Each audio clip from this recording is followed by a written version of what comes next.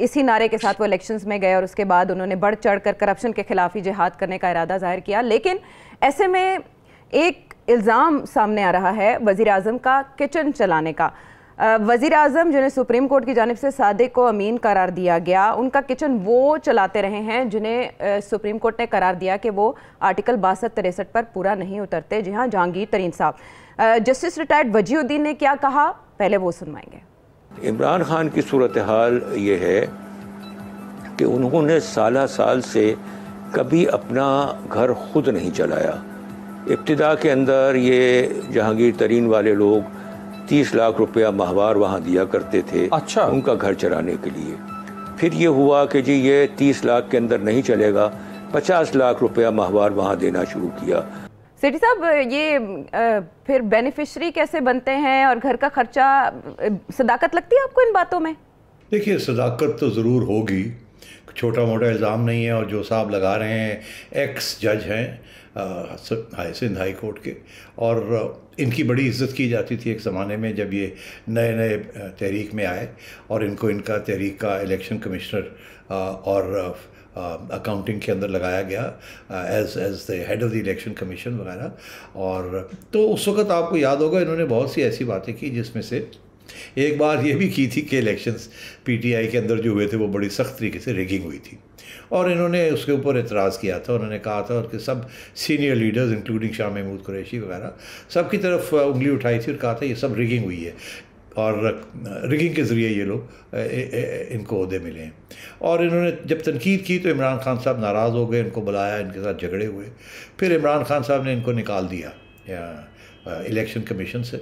फिर इन्होंने खुद ही इस्तीफ़ा दे दिया और कहने लगे मैं जा रहा हूँ। तो ये एक दयानतदार शख्स हैं, ये झूठ फूट नहीं बोलते, ना ही इनको कोई ज़रूरत है, इनको किसी चीज़ की ज़रूरत नहीं है, बड़े सादे आदमी हैं।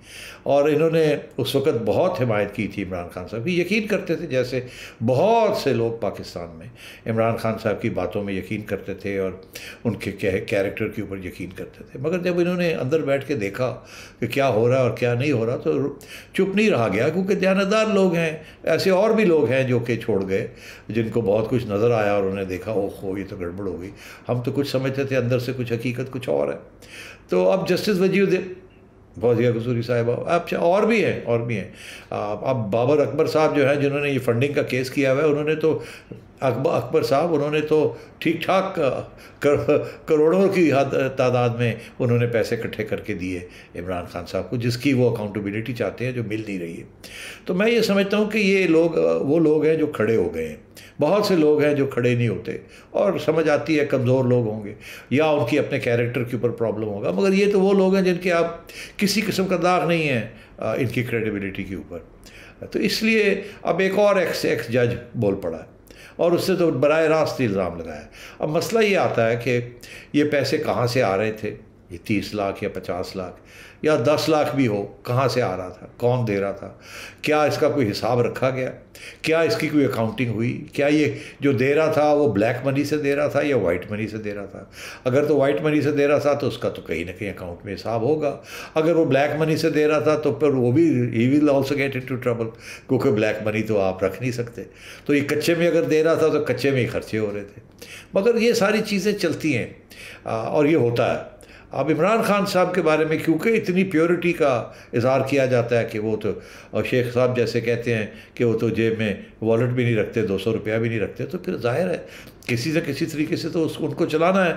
या तो पार्टी चलाए, पार्टी कहे जी ये पार्टी फंड्स हैं हमारे पास, 2 अरब रुपया है, उसमें से हमने 50 करोड़ रुपया इमरान खान साहब हमारे लीडर के घर को चलाना है और हमने उनकी ट्रैवलिंग करनी है, सारा कुछ करना है, तो नो प्रॉब्लम। वो आपने पैसे इकट्ठे किए हैं, डिक्लेयर करें, उनमें से आप खान साहब की अपकीप के ऊपर पैसे दें, नो प्रॉब्लम। ना खान साहब की करप्शन है ना किसी और की करप्शन है। मगर ये कि खान साहब के घर को चलाना जो है उसका रिकॉर्ड ही कोई नहीं है और आपको पता ही है आजकल आयशा कितना मुश्किल हो गया बेचारे लोगों के लिए घर चलाने। तो ये तो पता नहीं, मेरा ख्याल है 30 साल से ये घर चल रहा है इसी तरीके के साथ। तो रेहाम खान साहिबा ने भी जब उनकी शादी थी इनके साथ, तो उन्होंने भी अपनी किताब में कुछ जिक्र किया है कि कौन कितने पैसे देता था और किससे घर चलता था। वो अगर आपके पास वो है तो पढ़ के सुना दें हमें, नहीं तो फिर मुझे याद करना पड़ेगा कि उन्होंने क्या कहा था। सेठी साहब आप ही याद करके बताएं। बात यह है कि उन्होंने अनिल मुशर्रफ साहब का नाम लिया था कि वो भी पैसे देते रहे हैं, और जहांगीर तरीन साहब का भी नाम लिया था कि वो पैसे देते रहे। किताब में लिखा है। अब वो किताब में हकीकत लिखी है या झूठ लिखा है ये तो हमें नहीं पता, मगर अफसाना लिखा है हमें तो नहीं पता, ये तो उन्हीं से पूछा जा सकता है। हम तो सिर्फ ये कह सकते हैं कि जस्टिस वजी ये कह रहे हैं, फ़लाना ये कह रहा है, फ़लाना ये कह रहा है। हम ये नहीं कह रहे कि ये सच है ये झूठ है।